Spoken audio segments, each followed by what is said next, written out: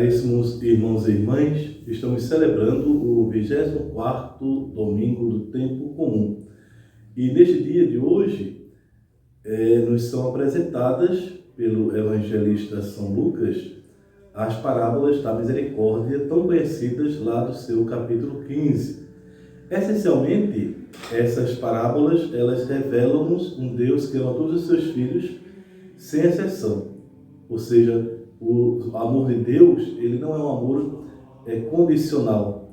Ele ama cada um de nós, apesar mesmo dos nossos pecados, né? E ainda que nós nos afastemos, né, do seu amor e da sua vontade, ele continua nos amando. E esse amor, ele é manifestado em atitudes exageradas, apresentadas inclusive pelo Evangelho, né, nas palavras do próprio Senhor nosso Jesus Cristo. Atitudes desproporcionadas de cuidado, de solicitude, que revela-se até mesmo num acontecimento de festa, quando há a recuperação daquele bem perdido, a cada vez que sucede um reencontro. Não é que Deus, logicamente, pactue com o pecado, pactue com o erro. Deus, logicamente, ele abomina o pecado, mas não deixa nunca de amar o pecador, aquele que se afasta dele. Este Deus, tido por escandaloso para os que se consideram perfeitos, irrepreensíveis, mas, ao mesmo tempo, ele é o Deus do amor, o Deus da justiça, porque mostra-se exatamente benevolente para com aquele que se afasta, sempre disposto a acolhê-lo de volta ao seu regaço. No Evangelho que nós escutamos hoje, como já disse, Jesus narra as 3 parábolas da misericórdia.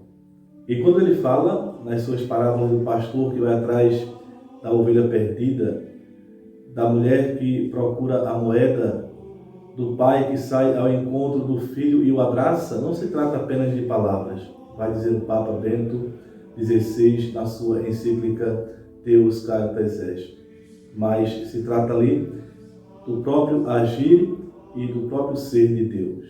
Com efeito, o pastor que encontra a ovelha perdida é o próprio Senhor que assume em si, através da cruz, a humanidade pecadora para redimi-la do pecado.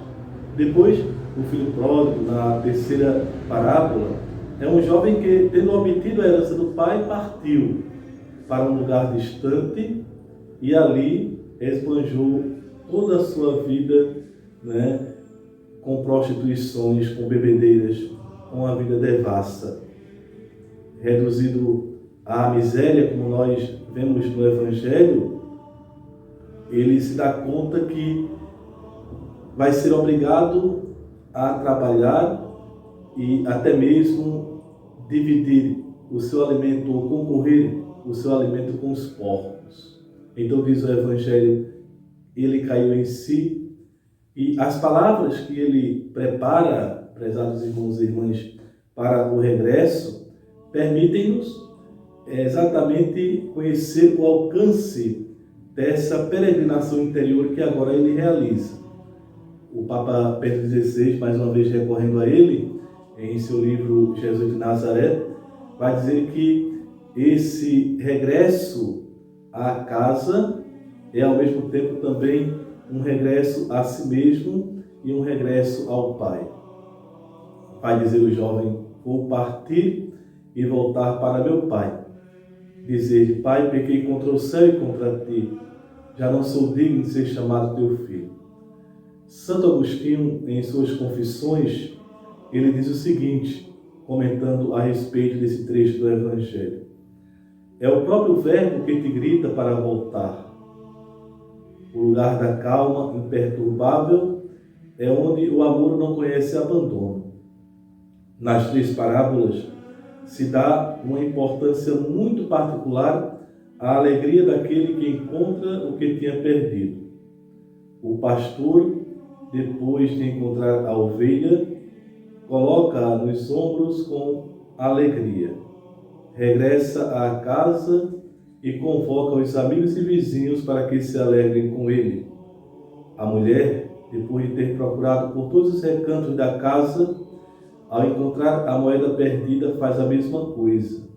Alegrai-vos comigo, porque achei a moeda perdida.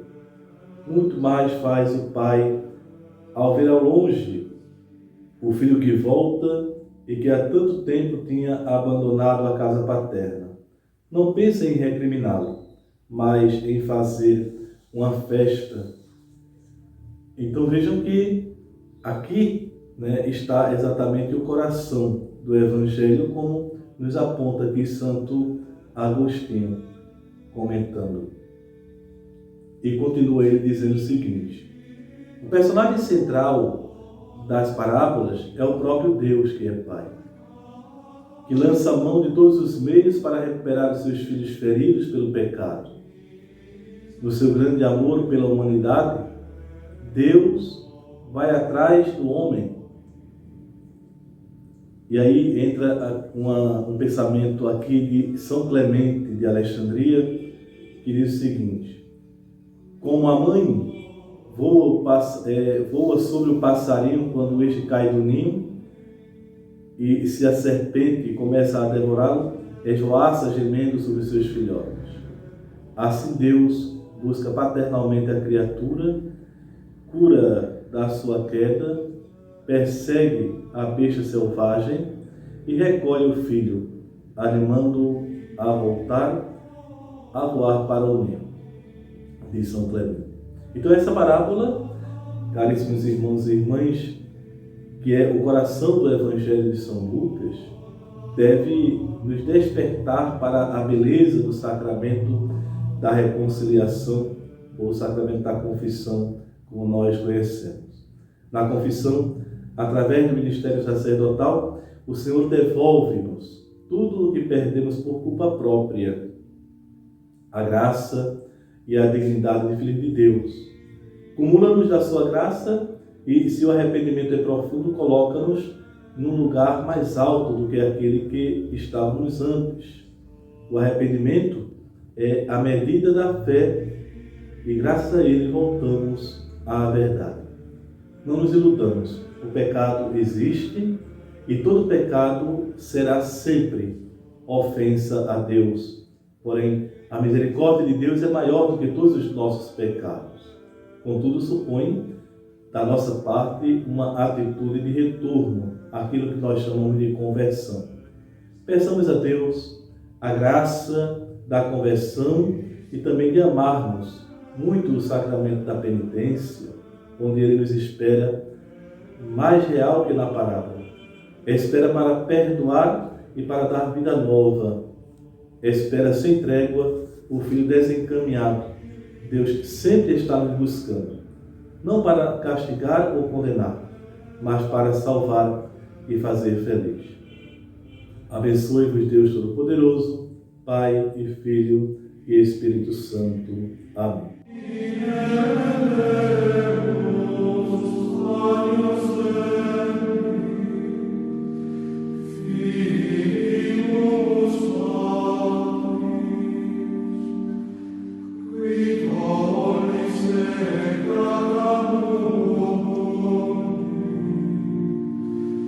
Miserere